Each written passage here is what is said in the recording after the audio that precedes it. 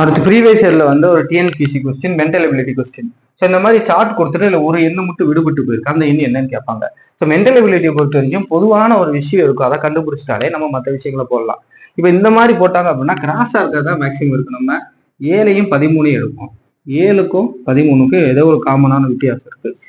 7 2ஆல பெருக்கி -1 கழிச்சா என்ன வரும்? 7 2ஆல பெருக்கி -ஆல கழிச்சா 14 -1 13. அப்போ வருது. அப்போ இதான் கான்செப்டா செக் பண்ணிடுவோம். இதை செக் பண்ணலாமா?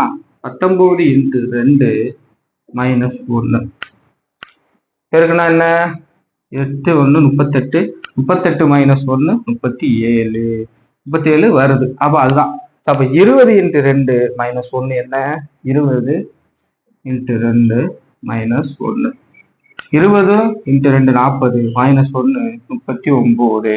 ஸோ இதுக்கு என்ன வரும்? 39. ஸோ அவ்வளோதான். ஸோ இந்த மாதிரி மென்டல் எபிலிட்டி வந்து TNPSC, RRB, central exam, so இதில் அதிகமான கேள்விகள் இடம்பெற்று. ஸோ இது சம்பந்தமான நிறைய வீடியோஸ் நம்ம சேனலில் போட்டிருக்கோம்.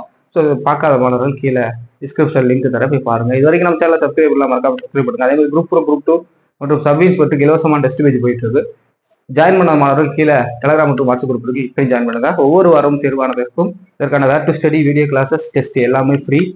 ஸோ டிஎன்பிசி படிக்கக்கூடிய உங்கள் நண்பர்களுக்கு ஷேர் பண்ணுங்க.